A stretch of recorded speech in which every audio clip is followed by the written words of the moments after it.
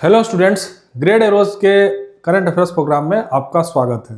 आज current affairs में जो हमारे सामने जो टॉपिक है आप देख पा रहे हैं, भारत का सीसीयू मॉडल। तो इस मॉडल के बारे में हम समझेंगे किस तरीके से क्लाइमेट एक्शन में इसका क्या योगदान होगा, इंडस्ट्रियल एक्शन में इसका क्या योगदान होगा, साथ ही साथ इस मॉडल को लेकर किस तरीके से भारत सरकार का क्या प्रोग्राम है और इसके क्या मायने हैं।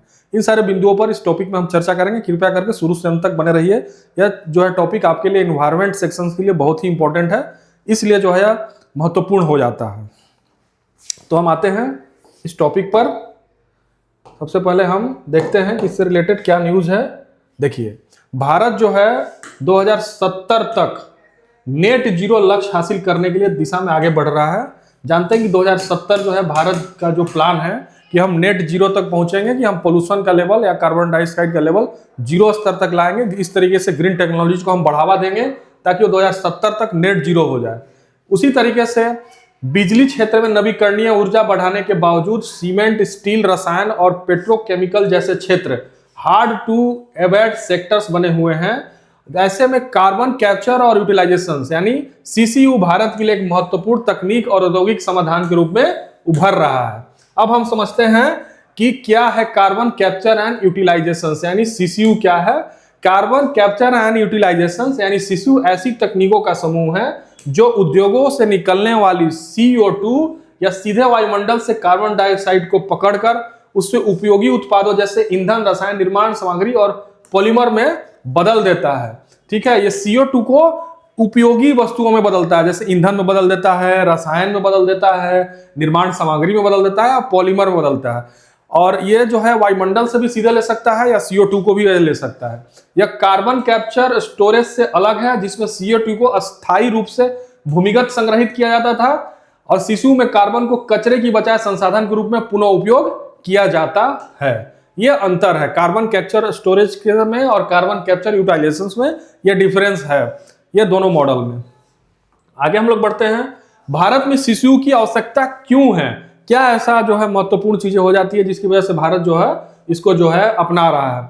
भारत विश्व का तीसरा सबसे बड़ा CO2 उत्सर्जक है, यानी कार्बन डाइऑक्साइड का जो उत्सर्जक है भारत है, विश्व में तीसरा स्थान है। उत्सर्जन का बड़ा हिस्सा ऊर्जा, सीमेंट और इस्पात जैसे क्षेत्रों से आता है। कुछ औद्योगिक प्रक्रियाएं स्वभावतः कार्बन गहन करती है, यानी कार्बन इंसेंटिव है। उसी तरीके से सीसीयू से उत्सर्जन में कमी आएगी, नए औद्योगिक वैल्यू चेन का विकास होगा, परिपत्र और नीम कार्बन अर्थव्यवस्था को बढ़ावा मिलेगा और 2070 तक नेट जीरो लक्ष्य को समर्थन प्राप्त करेगा। भारत सरकार कोई भी पॉलिसी ऐसी लेके आ रही है, अगर वो इन्वायरमेंट को लेकर है या कार्बन डाइऑक्साइड को कम करने को लेकर है, तो उसमें सीधी सी बात यह है कि 2070 तक भारत नेट जीरो के लक्ष्य को प्राप्त करना चाह रहा है। अब अगला हम देखते हैं कि भारत में सीसीयू की प्रगति क्या है।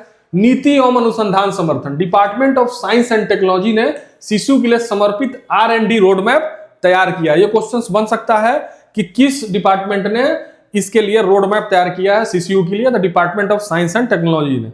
Ministry of petroleum and natural gas ने 2030 तक के लिए CCUS ड्राफ्ट रोड मैप जारी किया है। अब ये भी एक महत्वपूर्ण फैक्ट है, तो इसको आप लोग ध्यान से देख लीजिए। अब हम आगे बढ़ते हैं कि उद्योग आधारित पायलट परियोजनाएं क्या है इसको लेके। अंबुजा सीमेंट अदानी ग्रुप का है, जो IIT बॉम्बे और स्वीडिश साझेदारों के साथ CO2 को ईंधन का सामग्री रूप में बदलने की पायलट परियोजना पर काम कर रहा है।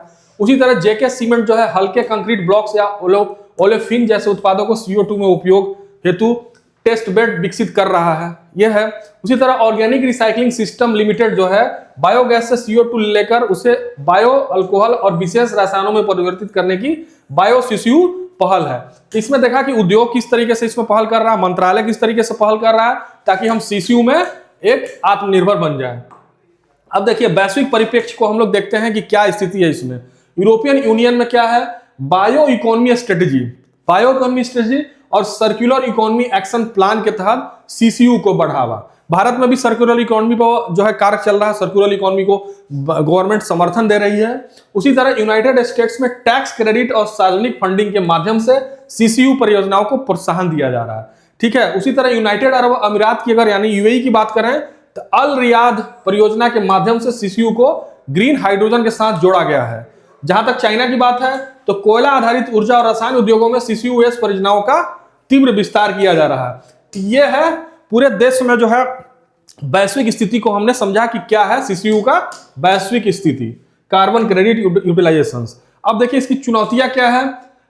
CO2 में उच्च लागत होती है। CO2 पकड़ना, शुद्ध करना और परिवर्तन करना ऊर्जा गहन और महंगा है। इसको जो इस टेक्नोलॉजी के अंदर जो CO2 को कैप्चर करना और इसके लिए जो टेक्नोलॉजी चाहिए वो महंगा है। इंफ्रास्ट्रक्चर की कमी, भारत में क्या है, CO2 परिवहन और औद्योगिक क्लस्टर का अभाव है और नीतिगत अनिश्चितता भी होती है। स्पष्ट मानक और परमाणु प्रणाली और कार्बन मूल्य निर्धारण का अभाव है। तो ये सारी चीजें चुनौतियां हैं। इन चुनौतियों पर सरकार काम कर रही है। जैसा इंफ्रास्ट्रक्चर चाहिए, जो उच्च लागत है तो इसमें वित्तीय निवेश चाहिए, वित्तीय संसाधन पे कार्य कर रही है। इसीलिए प्राइवेट सेक्टर भी इसमें बढ़ चढ़ के भूमिका ले रहा है ताकि वित्तीय साझेदारी करके हम सीसीयू को में अच्छे तरीके से कार्य करें और नेट जीरो का जो लक्ष्य है गवर्नमेंट ऑफ इंडिया का, उस पे जो है उसकी जो हम प्राप्ति करें 2070 तक।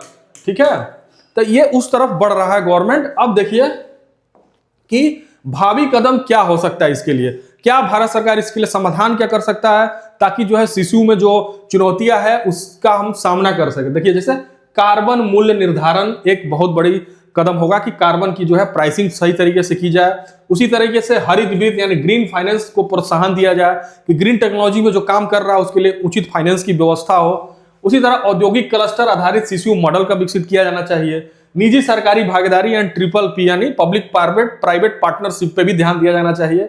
और साथ ही साथ R&D यानी रिसर्च एंड डेवलपमेंट को बढ़ावा देगा, तभी जो है कोई भी आपकी जो नई टेक्नोलॉजी होती है वो सही तरीके से कार्य करेगी। तो भारत सरकार हालांकि नवाचार में और अनुसंधान में इस प्रोजेक्ट को लेकर सीरियस है, तो कहीं ना कहीं जो चुनौती होगी उसका सामना किया जा सकेगा। अब देखिए इसका निष्कर्ष क्या हो सकता है। सीसीयू केवल एक पर्यावरणीय तकनीक नहीं है बल्कि भारत की औद्योगिक प्रतिस्पर्धा और हरित विकास रणनीति का महत्वपूर्ण हिस्सा बन सकता है। ठीक है, यह केवल पर्यावरणीय तकनीक नहीं है बल्कि भारत की औद्योगिक प्रतिस्पर्धा और हरित विकास रणनीति का यह हिस्सा बन सकता है यदि उचित नीति, वित्तीय समर्थन और बुनियादी ढांचा विकसित किया गया तो सीसीयू भारत को एक सतत निम्न कार्बन और नवाचार आधारित अर्थव्यवस्था की दिशा में आगे ले जा सकता है। इसका इतना बड़ा कंट्रीब्यूशन है, इतना बड़ा आगे ये रोल निभा सकता है। इसमें जो कमियां, इसकी जो चुनौतियां, अगर भारत उस पर कार्य करे तो नो डाउट जिस तरीके से वैश्विक संदर्भ में यूरोपियन यूनियन जिस तरीके से काम कर रहा है, अमेरिका इस तरीके से बढ़ चढ़ के इसको अपना रहा है या चाइना भी इसको अपना रहा है बहुत सारे एरियाज में, तो इस तरीके से भारत में भी इसको सही तरीके से लागू किया जाए तो इसके लाभ को हम ज्यादा से ज्यादा उठा पाएंगे। अब इससे रिलेटेड जो है एक हम क्वेश्चन देखते हैं, जो कि टॉपिक से रिलेटेड क्वेश्चंस करना बहुत ही जरूरी होता है ताकि आप उसको सही तरीके से समझ जाएं। देखिए, कार्बन कैप्चर यूटिलाइजेशन के संदर्भ में निम्नलिखित कथनों का विचार कीजिए। सीसीयू में पकड़ी गई CO2 यानी कैप्चर की गई CO2 को अस्थायी रूप से भूमिगत संग्रहित किया जाता है। सीसीयू का उद्देश्य CO2 को उपयोगी उत्पादों में परिवर्तित करना है। CCU hard to abate sectors में उत्सर्जन कम करने में सहायक हो सकता है। सही उत्तर चुनिए। A केवल 1, B केवल 2 और 3, C केवल 1 और 3 और D 1 2 3 यानी तीनों। तो इसमें से आपके सही उत्तर का हमको इंतजार रहेगा। इस टॉपिक से रिलेटेड जो MCQ है इसके सही उत्तर को आप कमेंट बॉक्स में बताइए, उसको हम लोग तत्काल रिस्पॉन्स देंगे। तो आज के लिए इस टॉपिक में इतना ही। कृपया जो है चैनल को लाइक और सब्सक्राइब करना ना भूलें। इसके अलावा हमारा अदर प्लेटफॉर्म भी है, जैसे आप हमारे को ईमेल अगर करना चाहते हैं, कोई सलाह देना चाहते हैं, कोई सुझाव देना चाहते हैं तो आप हमारे डायरेक्ट ईमेल से जुड़ सकते हैं, आप देख पा रहे हैं। उसी तरह से हमारा जो है इंस्टाग्राम अकाउंट उसको आप फॉलो कर सकते हैं। इसके अलावा हम जो है ब्लॉगिंग भी करते हैं जिसका एड्रेस आप देख सकते हैं gradeerosis.blogspot.com। इस पर जितने भी ज्वलंत मुद्दे होते हैं उससे रिलेटेड आर्टिकल्स पब्लिश किए जाते हैं, खासकर करंट अफेयर्स में।